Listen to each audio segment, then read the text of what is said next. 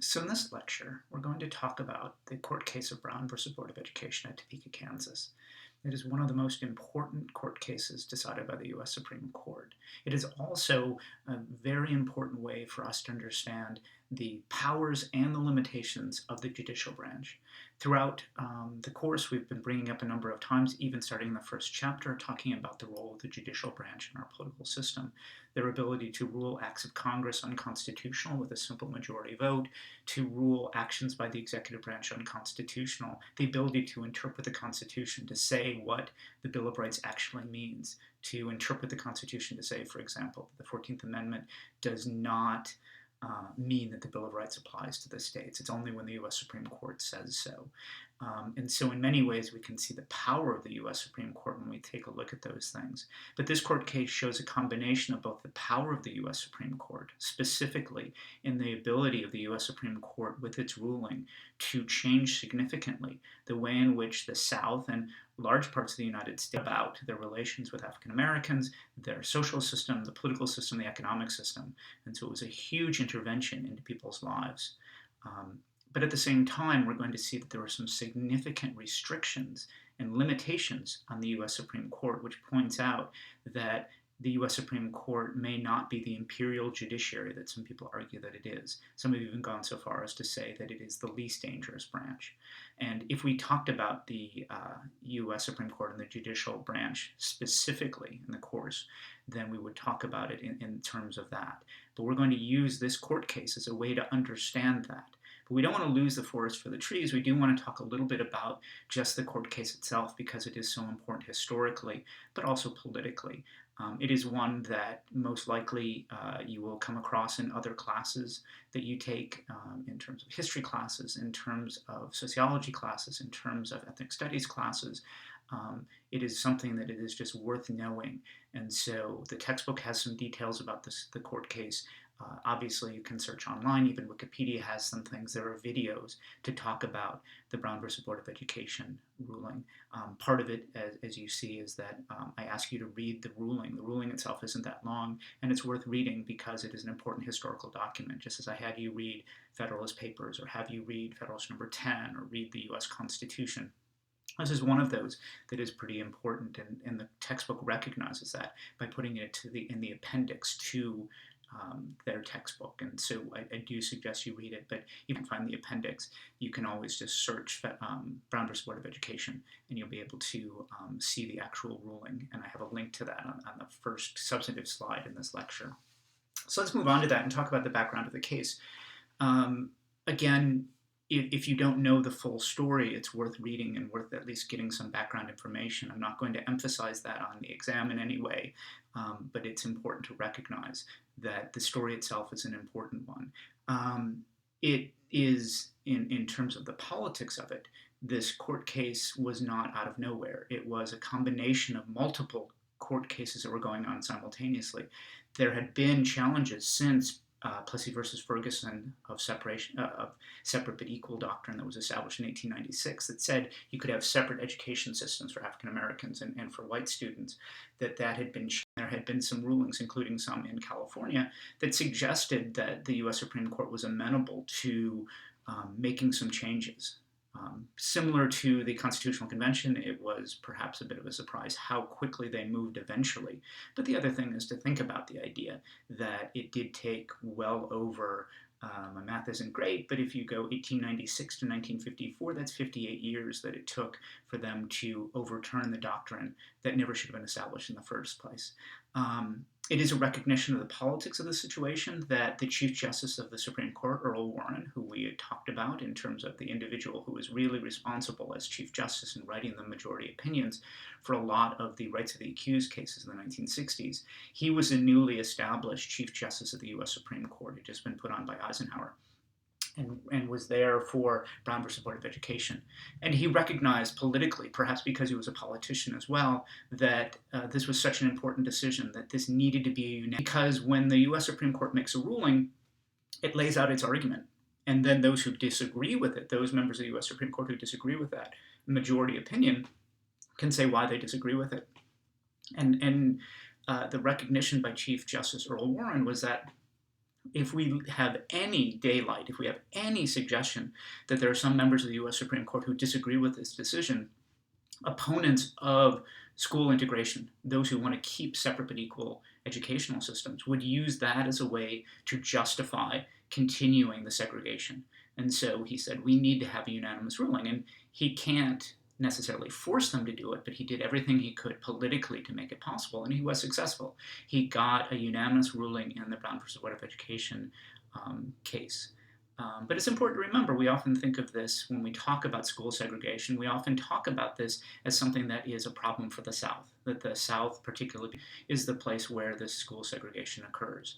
And there are important caveats to that. For example, I don't necessarily put Kansas as a southern state, but there are also other court cases, including Delaware, which is clearly not in the South, but also South Carolina and Virginia, that all had court cases in that same term about where people had been challenging the separate institutions for whites and for African Americans in those states. And so this was a nationwide problem, a nationwide issue that needed to be addressed.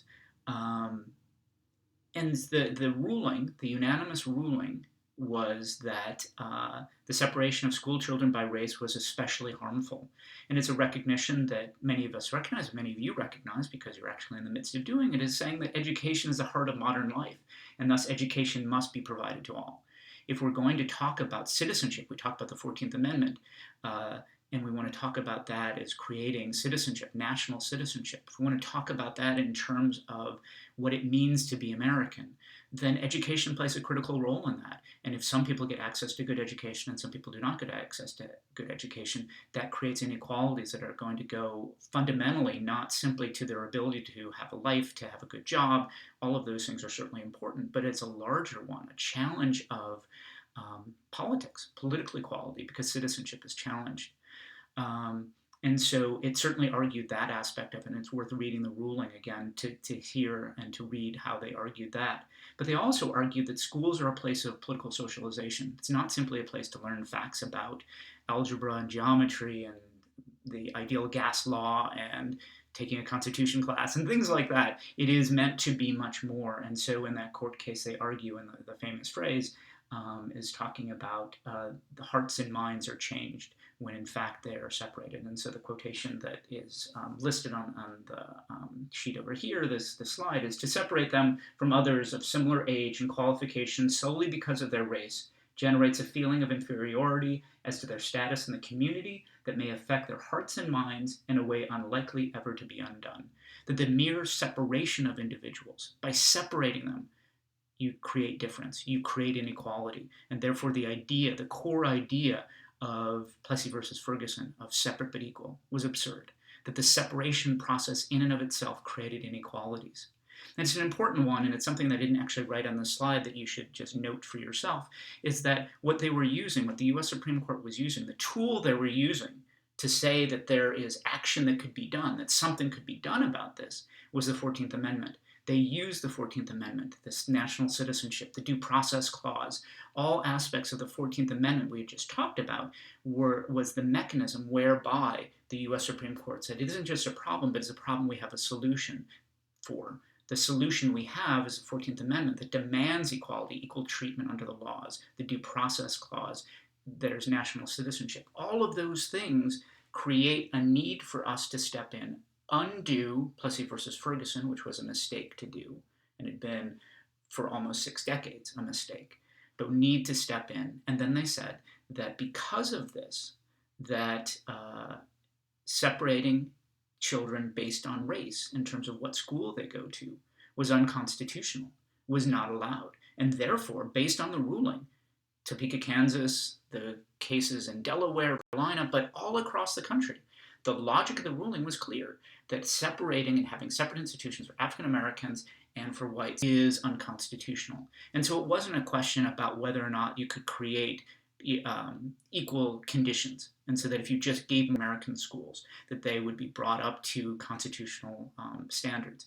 The argument was the mere separation. So if you had segregated schools, it was unconstitutional, and therefore all of the places around the country that had segregated schools needed to, in the phrase of Brown 2, which we'll talk about in a little bit, the sequel to Brown versus Board of Education, be changed with all deliberate speed. It needed to be done quickly because it was violating the Constitution, the U.S. Constitution, particularly the 14th Amendment, to have segregated schools. The other aspect of this is we want to talk again about this idea of the larger constitutional issues, and it's the power and the limits of the judicial branch. And I had said just a little bit ago in the introduction, is that there are some people who argue that the judicial branch can and should be seen as the imperial judiciary. It's unelected.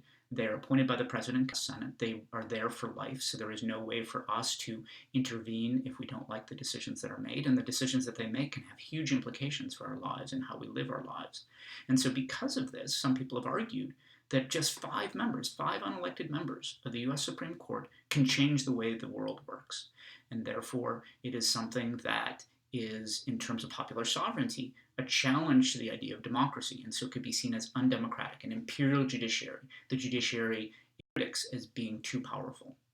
On the other hand, and what we're going to be talking about and laying out, is that in many ways, the judicial branch doesn't have the power to enforce its famous quotation from the Federalist Papers, again, that argues this and says that the judicial branch has neither force nor will.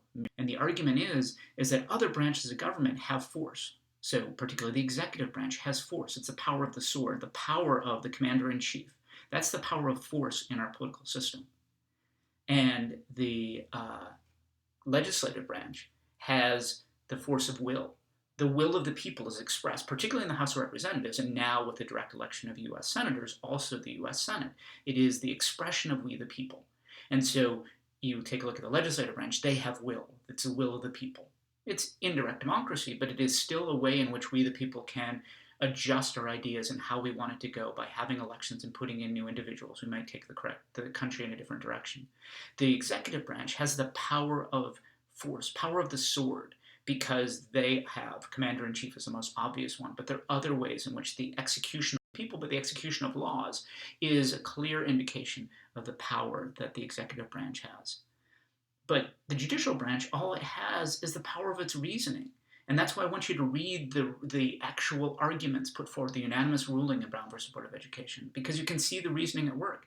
It seems it's a piece of persuasion. It's trying to say, yes, this is why we're arguing it. It isn't that we simply want to make life miserable for the South or for those who believe that segregated schools are okay. We are arguing here's why it needs to change. And that's the power of the court. But if people don't want to hear that, if they don't want to, if they turn around and say, well, make me, the judicial branch doesn't have the ability to do that. It relies on the other branches of the government to do that. And so again, it's a reminder of that larger point we made when we talk about the distinction between civil liberties and civil rights, is that for civil rights, you need to have all branches on the same page. You need the judicial branch, you need the executive branch and the legislative branch, and you even need the states to be on board in order for this to actually occur. And that is hard to achieve, particularly because you're talking about protecting minority rights, and therefore the will of the majority. The idea of popular sovereignty is against the decisions. And so it makes it hard, particularly for those branches like the legislative branch, that responds to the will to say, we don't care what you want. What you want is violating the Constitution, is violating our greater principles, violating the supreme law of the land. And so we need to take a different direction. We need to force it. And so that's why civil rights are so complicated for our political system. They take a lot longer in order to achieve. Our system is one with the separation of powers and checks and balances that many of you talked about in your discussion posts, is talking about one of the things that works quite well in the US Constitution. And it's clear that that's what the framers thought as well, that idea of separation of powers and then adding in checks and balances is a core part of our Constitution and why it works, to make sure government officials can't abuse their power. And so in that sense, when you talk about that, it means that our system is a slow-moving one. It's not meant to move that quickly. Certainly faster than the Articles of Confederation, which required a supermajority if you wanted to change unanimity. But in the sense of moving quickly in a crisis, the U.S. system is not really that strong. It's not meant to do that. It's meant to be deliberative. It's meant to be slow. And so if things need to change immediately, which the U.S. Supreme Court argued in Brown versus Board of Education, there are going to be potential roadblocks to it. And because of that, if the judicial branch makes a ruling and no one pays attention to it, sort of like if a tree falls in the forest and no one is there to hear it, doesn't make a sound. If the Supreme Court makes a ruling, everyone ignores it. Has the Supreme Court acted as a real power? Has the federal government worked? And really, what people argue, for those who think it's the least dangerous branch, the judicial branch, is that they need to rely on the executive branch and the legislative branch, and both of them simultaneously, and perhaps even the states themselves, in order for this to occur. So once again, I want you to take a look at the ruling. You don't have to memorize it. It is just to get a sense of the argument that was put forward. By the eloquence of it, I think, is noticeable. There are certain parts of it that are technical, and you can clearly skim over that. But the heart of it is very straightforward to read and is worth reading to see the reasons that the U.S. Supreme Court put forward as to why Brown versus Board of Education was going to overturn the separate but equal doctrine of Plessy versus Ferguson of 1896, and why the implications of that was going to have a huge ramification. And the states recognized that, and they were very worried about it.